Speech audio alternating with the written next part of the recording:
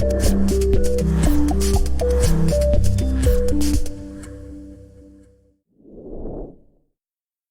morning, Lloyd, again.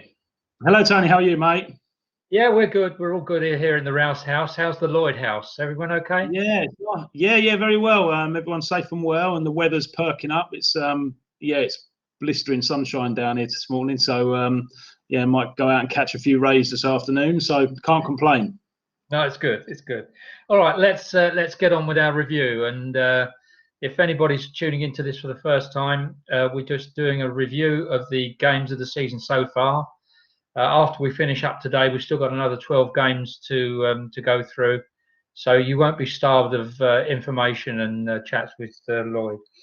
We finished up on 2 back-to-back games with against Faversham, and then the next game up was Hastings away. And if anybody's never been to Hastings, it's worth the journey. It's a strange old ground. It's a real mixture of, but my goodness me, they get some support there.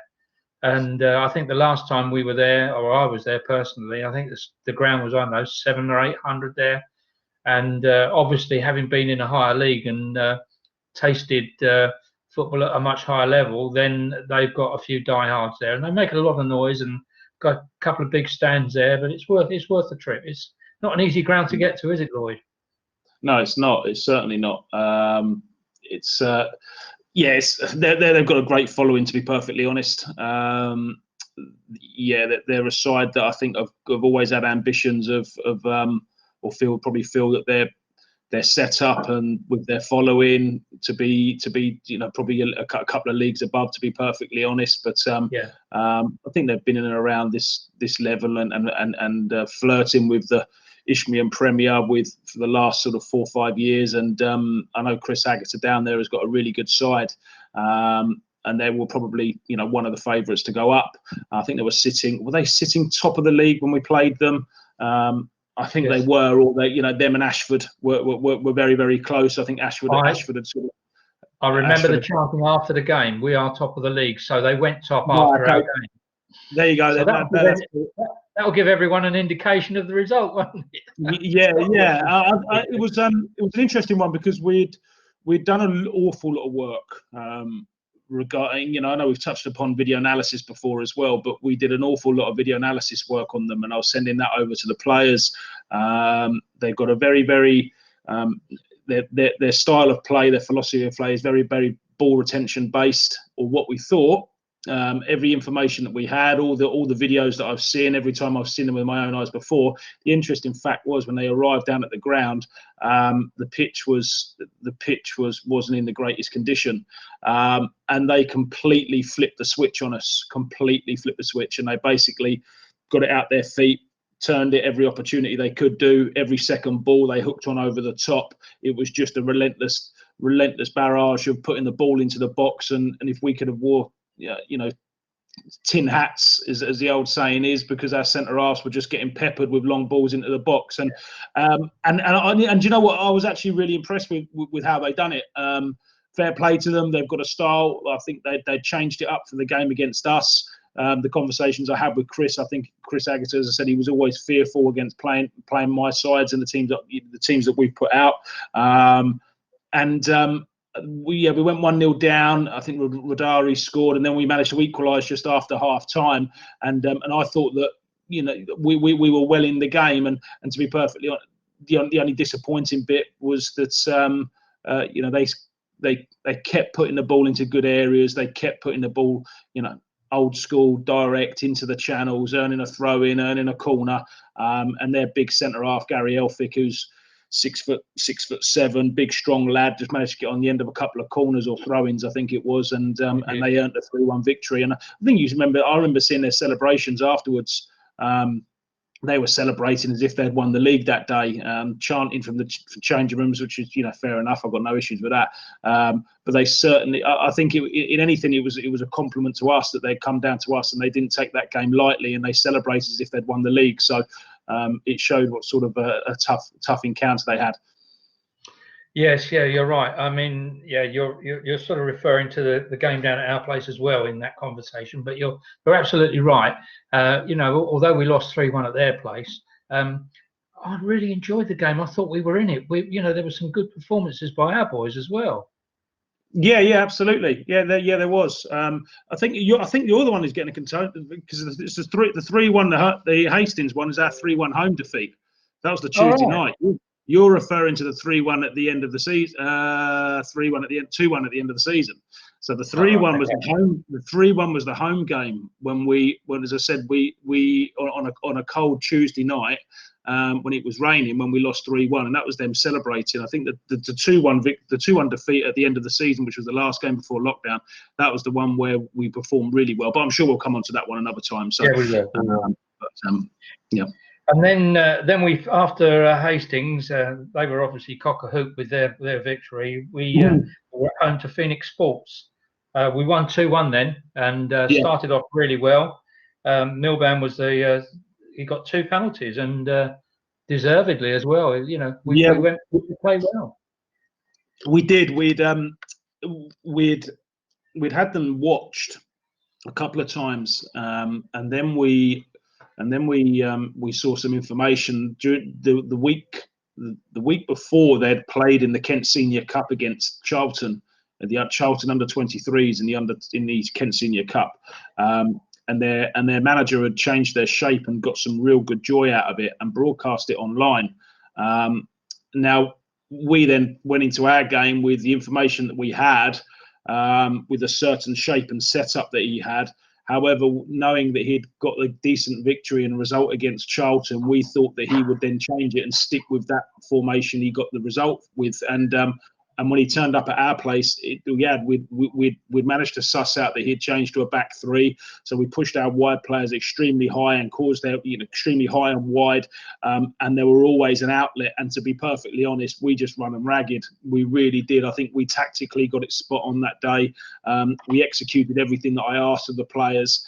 And really, I think 2-1. I think it was 2-0. I remember speaking to their gaffer afterwards, Paul, and he said, even 2-0, it probably should have been more for you, to be honest. I think they managed to get one back at the end, and really, we saw the game out. But I thought that was a good performance from us, not only the individuals and, as I said, the way the team played, but I think we all we were all very happy with how we managed to break the game down, how we were able to tactically get it right as well, and then the players absorbed that information, like I've said before, and it was a real collective result for everyone, which was really nice. I'm always pleased when we have these little chats, because these little gems of information come out whereby you've just hit one then when you say that you plan for so and so you plan for X, but you have to be aware that it could be Y, and all of a sudden you've got to change the game plan. That must be. How do the boys all adapt to that? I think when I say we changed the game plan, it's so what we wouldn't have been doing is change formation. So if we're ever changing formation, and I remember we touched upon it, one of the first video casts we did was, if you change too much sometimes, then it can end up being a bit of a brain overload for the players. So you try, but what you do is we're the ones that, as coaches, as management, we're the ones that absorb all the real deep tactical information, and we then try and simplify it and get it and put it into terms where the players can understand it. You don't have to tell them, everything. You don't have to tell them that 2 + 2 = 4. You just tell them that the number 4 and this is how you do it. And really it's just trying to break down the information that you have and then give them the outcome, or the things that you need to be doing to it. So when we had planned for a back 4 and then they changed it to a back 3 because the information we had, our conversations with myself, Laney and Steve Nolan, was that we can push the wide players up really high, we can hit the balls early into the channels, and we can do X, Y and Z. But really, the players don't need to know that. It's just you tell John and you tell Marshall to go and stand up there, basically, because that's where this. And you kind of keep it simple for them rather than giving them all the information. So that was how we approached it. And as I said, it worked really, really well. And as I said, we were pleased as a unit that we were able to. So it makes that drink in the bar taste a little bit sweeter when you know that your homework has come off as well. So that's always a positive. It's a good one. It's a good one. Right, let's do a couple of questions then. This one comes from Wes and Liz. They're a couple that have been involved in the football club for many, many years. And a nice question. I like this one. Do players and coaches at any club practice ways, strategies, and responsibilities for preventing free kicks and throw-ins? Things like standing directly in front of the ball while talking to the referee, picking the ball up and walking away, going down injured, etc. How can this be discouraged? Because he obviously doesn't like this. It's you for every one person that doesn't agree with those those points, and as I said, they're sort of dark arts of football, really. That as I understand completely what the guys there are saying, that it's not sort of something that's that should be encouraged. Sadly, it's a massive part of the game, and there are things that there are ways that you can get a slight little edge in competition. I think that's the one thing we must realise, that at youth team level, it's all about the development and progression of players and how they can improve. When you step up to the sort of senior level of football, it's a results-based business, and that's really the reality of where we are. And if you can gain 5% by a few dark arts, then every team does it, and you'll be very naive to think that teams don't do it, if that makes sense. So it's certainly not things that you encourage. I think personally what happens is that over a period of experience and years of playing, I think players sort of cotton on to those facts. I think there's always the added saying that there's no substitute for experience, and I certainly believe that when a young side are up against a more experienced side, you'll see the experienced side of the team that are pulling out all the stops and all the tricks to be able to sort of, whether it's delay games, whether it's to ruffle people's feathers or whatever it will be. But it's not something that we encourage. But I certainly feel it's within the game, as long as you're not, if you're bending the rules, not breaking the rules, then I certainly feel that at times it is something that's kind of now accepted as part of the game. At times it probably doesn't make for the greatest viewing, but from a results point of view, I think that when you're in a position where the adrenaline and the endorphins are running, and the competitiveness within a football match, every sort of player is going to do everything they can to make sure they get a result. And as I said, it's no different for us on a Saturday. No, it's one of those things, unfortunately, that it's almost like learnt behaviour, because every time they turn on the telly, they're doing it at Premier level. So yeah. I mean, I've never encouraged any of my players to go around, diving or anything silly like that. But I certainly think that there are a few little dark arts that whether it's standing in front of a ball to stop a player taking a quick free kick, it allows you 3 or 4 or 5 seconds to be able to get back into your shape. They're things that, that I've been taught or learned over some really experienced and high-level coaches that have sort of said that they're the things that you and the team need to do to make sure that you don't leave yourself vulnerable and open. So I think that's one example. There are probably 2 or 3 other examples off the top of my head. I can't quite remember what they are. But yes, as I said, I think it's kind of accepted within football, although it probably doesn't make for great viewing at times. Well, thank you very much for that one. That's for Wes and Liz. This is from Les Briggs, our photographer, Les. Yep. And he starts off by saying, this is not so much a question, but would like to hear Lloyd's views on this matter. It's regarding referees and their assistants. There we go, back to referees again and the assistants. I've noticed that the only time the ref seems to take the assistant's decision is for offside. Occasionally, they do take their word for a corner, but what annoys me is the throwing decisions. The lino always seems to wait for the ref to indicate which way the throw goes before they signal. I have noticed that the referees sometimes discreetly point the way that the throw should go, but they are not always right, as most of the time the lino's in a better position. Lloyd, what do you think of this, and does it happen at senior level? Yeah, it does. He's absolutely spot on. He's absolutely spot on. It changed. I think it changed when they announced. You can remember when it used to be called a linesman, didn't it? And it's now a referee's assistant. So there's a change, and I think there was a change of, not necessarily a change of rule, but I think it was more of a change of power.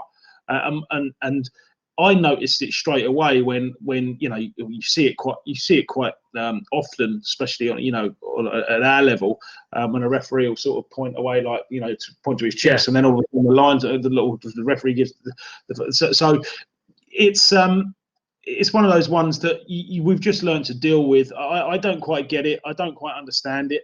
A linesman could probably be in the best position to be able to make that decision, but it seems to be that the referee is the one who pulls rank. I've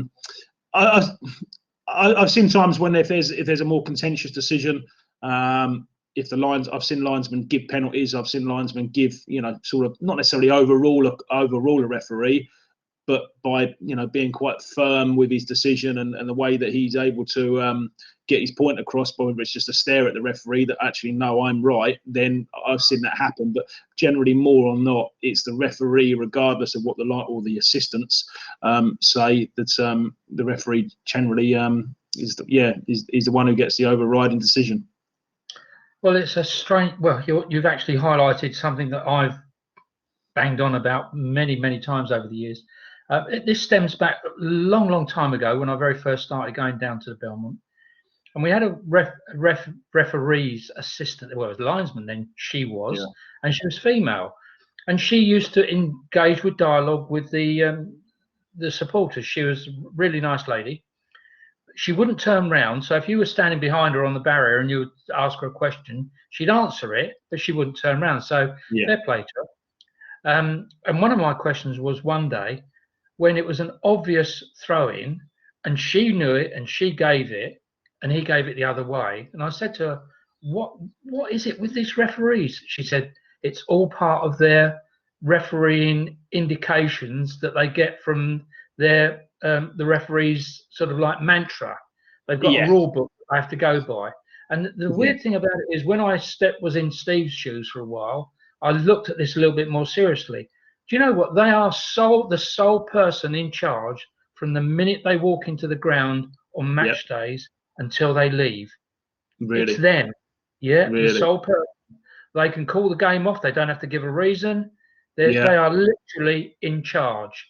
And I suppose, in a way, you've just got to accept that. It's just one of those things. But it does seem a bit strange when the one person that can give the best decision is the guy who's standing right there on the line. Yeah, he I can agree. see that it's offside. He can see that it's a corner, but the ref goes, no, it's the other way. No, I totally agree. Again, there's been lots of referees that I know, and I don't want to keep going on about referees, far from it, but there's been lots of referees that I know have been who really don't carry that sort of. They really don't want that much authority, and what I mean by that is that they're happy to be there to be referee, and they enjoy doing it. Their dialogue is really good. Their communication is first class, and even if they make a dodgy decision during that time, you can't help but sort of still enjoy the fact of how they're trying to manage the game. I think sometimes whether it's referees that maybe the power sometimes, they almost walk around sometimes, a few of them with I'm not going to repeat what I was going to say, but you do find sometimes that, as I said, it is a little bit frustrating. But again, I've said before, and I said it. I think I said it last week. A large majority are really approachable after the game, in particular as well. And again, most of communication's good. Is there anything or suggestions how they can improve, and is what would I have done, what should I have done in that decision, or vice versa. And generally, as I said, it's they're pretty approachable. But as I said, sometimes in that heat of the battle in the 90 minutes, I think sometimes the power can get a little bit over the top, and I think it's just a little bit frustrating sometimes. Certainly is. Well, there, Les, you've got your answer there. Les has actually sent in another question. I'll hold that one over because we've got lots going on here, lots of people to talk about. We've had one of our friends of the football club, let's call him that because he's been involved in it for a long time. Oscar, who most people down at the football club know about, he phoned me this morning and he wanted to ask a question to go on, but he's decided he's going to put it in writing and Okay. he's going to send it in. So well played to him. So let's go back to the games, and we've got a few more questions to come afterwards, and I can't get through them all, I'm afraid. Otherwise, we've gone here for an hour or so. Right, Lloyd. Then the next game, of course, it was one that I've got to say was just a shock. There's no other word for it, and that was an away win to Guernsey, and a shock because of the mitigating circumstances. You've gone into those before, so if we can focus on the game, I mean, obviously it was a delay at the airport and all the messing around, but not only that, it was a change of day, wasn't it? A date. Yeah. I touched upon it, didn't I, in one of the previous video calls that we did, and it was a strange one. We'd had the Saturday game rearranged, which I felt was no fault of our own, and the league then moved the game to a midweek and a Wednesday. And it meant then that we were severely hampered because of the amount of players that were unable and unavailable to be able to get that time off, which I touched upon on one of the previous calls. So we went there with, as I said, sort of 13, 14 players, just myself and Laney as staff.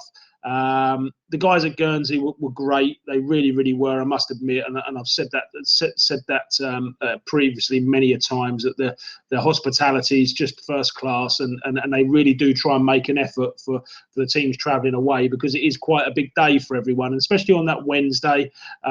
We went there with, like I said, 13 players. We performed really, really, really well. And in all honesty, Tony, it was probably a bit of a free hit for us. Everything was conspiring against us. The cards were stacked against us, weren't in our favour.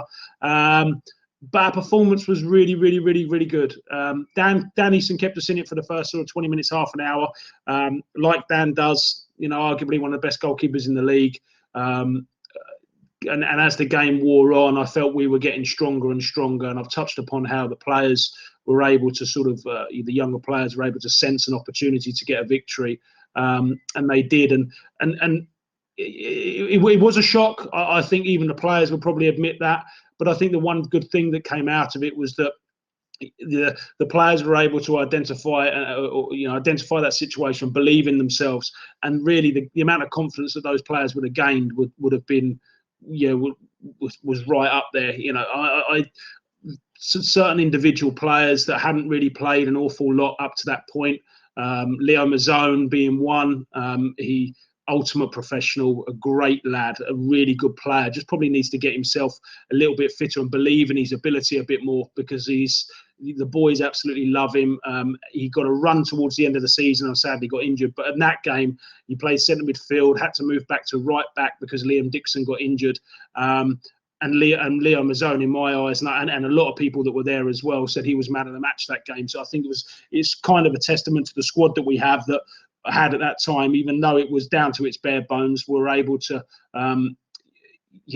see the tough times during that game out, and then go on and produce the performance they did, especially in the second half. And as I said, 2-0 was a really justified result for us, to be perfectly honest. Marcus Elliott did he get both? Yeah, Marcus got both, didn't he? Yeah, Marcus got both. There's a video of the second goal that we scored that day. It was just a first-class goal. It really, really was. The movement, the ball retention, the quality that we did. And as I said, although it was a bit of a surprise and a shock to us, everything conspired against us for that game. But when we came out afterwards, it was one of the games where we were just elated. And as I said before, probably one of the best games that I've been involved in a manager. And when a result comes like that, it makes it even more sweeter. It does, certainly does. Well, after that, we were away to Ramsgate. We drew 1-1. Ramsgate to us have been a bit of a strange old side. I mean, we played them when you were manager down there, and I mean, we started off okay. Elliott again carried on from his performance away at Guernsey. So on the Wednesday he scored 2, Saturday he got 1, but unfortunately ended up a draw, didn't it? He did. Dan Easton kept it again. I've said it plenty of times before. Dan Easton made 2 penalty saves that day, didn't he? And it was a tough one. Before the game, I was umming and ahhing about what sort of team to start, and you can look at it from retrospectively. I can look at it and think maybe I should have made some more changes because of the toll of Wednesday's game, as well as the travelling back on the Thursday. I just felt personally those players that played performed so well that day that they deserve to keep their shirt. The players that I'd spoken to said they were all fit and healthy. The only one that was struggling that day was Dan Eason. He had a massive dead leg that he picked up at the Guernsey game, and was unable to take goal kicks. He was literally having to throw the ball out every opportunity. But Dan, being the soldier he is, he powered through, and thankfully he did, because he made 2 penalty saves with only 1 leg. But I was umming and ahhing whether to change it. I mean, we'd left Aaron Milbank out on the bench because he weren't there that game. Tom Bryant was still absent because I think he'd been away for the week. Harry Stannard, as I said, again, there were players that weren't there on that game on the Wednesday. So although they probably had an extra incentive being ex-Ramsgate players, I had to speak to them and say, listen, boys, those lads in there deserve to keep their shirt. And they were completely understanding of the situation. Over the period of the game, we did look a little bit leggy, and our performance wasn't at its sharpest. And really, considering Dan made 2 penalty saves, we were probably fortunate to come away with a point. Yeah, very, very, very good reply from you again, as ever. Just looking through the list of questions to pick out one for you now. Here we go. This one's from Mark Wyver. Mark, due to his work, he's not able to come to the club as often as he did, but for years and years, Mark's been a supporter of the club. Good lad to have in the bar. He's a bit of a character. Every time he sees me, abuses me, so I abuse him back. People think we don't get on, but we do. He's all right. Friendly banter, as they call it, right? Yeah, absolutely, just banter. But you can only do that with someone you get on with. You can't, he calls me all sorts of names, and I call him back. And anybody standing there, I think, what the hell's going on with those two? Yeah. Right, here's Mark's question. He says, can you explain the difference between a loan signing and a dual registration, which he feels devalues the game, in his opinion? Yeah. It's a difficult one, dual regis. Dual registration basically is a player that's not on a contract.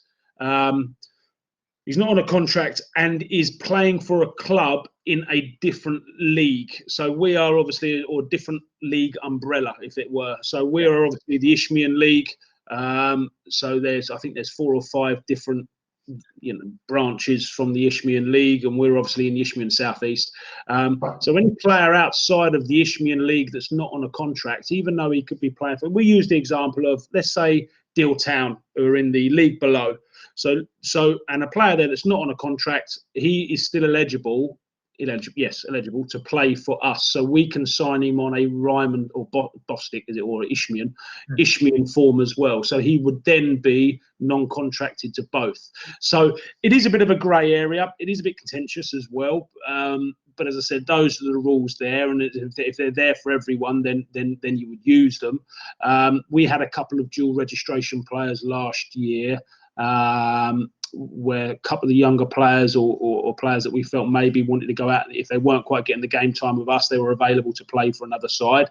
But the loan situation is a player that you are acquiring from a club that are on a contract. So Marshall Ratton being an example, and Freddie Parker, they were contracted to their clubs, and therefore we effectively, through the FA and a proper formal document, we took over their contract for a period of time, whether it be the month, or in Marshall's case later on, it ended up being till the end of the season. So we kind of take over his contract for that period of time. So it's a more legal document, as it were.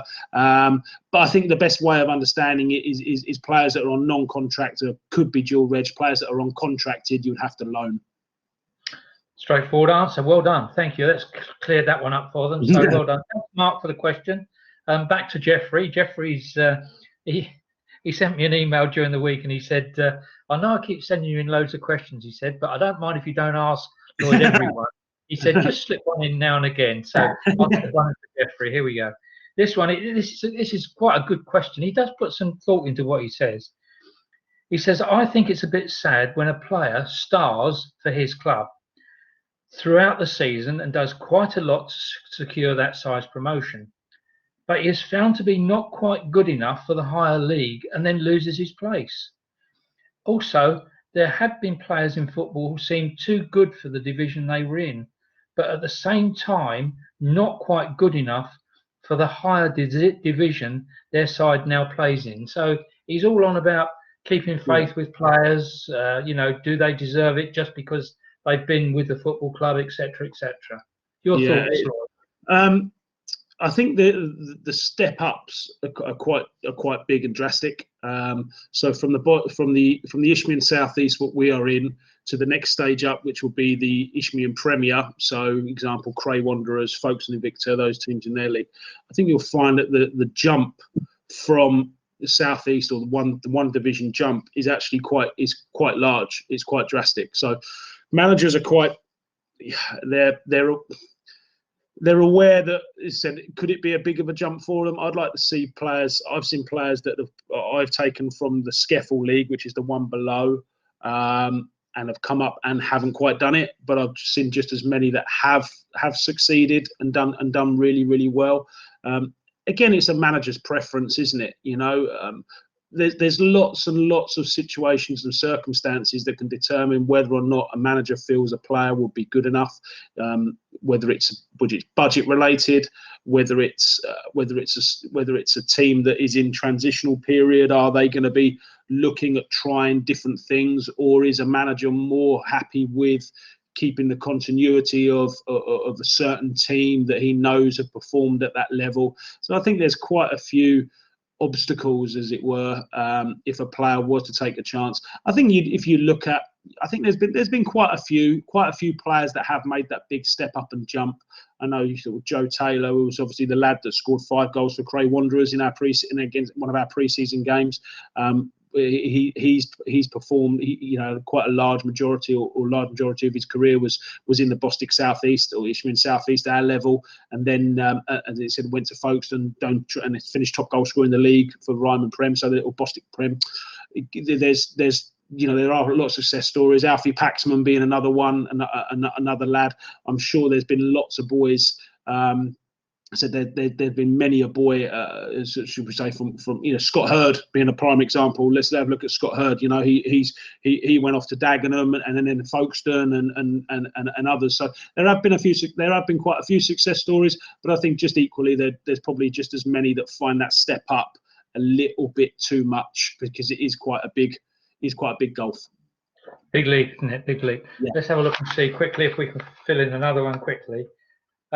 Right, this is another one from Les Briggs, and I like this one as well, because this is something that in the past there's been a lot of moans and groans about, and it relates to G3, G4 pitches.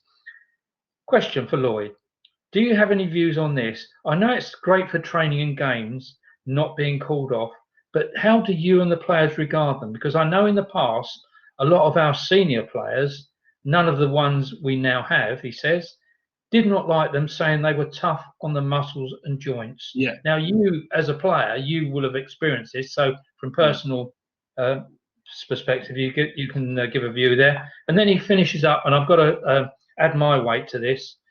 Anybody gets onto the Whitstable Town club site, great site, plenty of information on there, lots of news. Steve, the chairman's always putting stuff on there.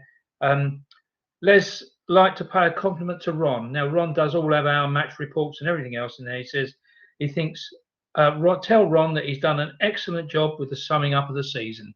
And he has. I mean, I read it through. I thought it was pretty fantastic. So, it's all good stuff. So let's go back to that question then on the G4. Okay. And what sort of strain it puts on players? So the strain from a physical point of view is I can only speak from my experience. I had 2 torn groin muscles through training on it every day. So when I was a previous club that I had, we used to train it every day, and it tore my groin muscles apart. And there were a few people that had the same issues. Now that was many moons ago. So the technology has advanced quite a bit. Looking at it from the outside, I like playing on it. If you look at probably some of the games that we've played this season, Ware being one, that one springs straight to my mind. Sevenoaks was probably was one that we didn't perform very well, as we touched upon that one. But I like it for regarding how we're able to play.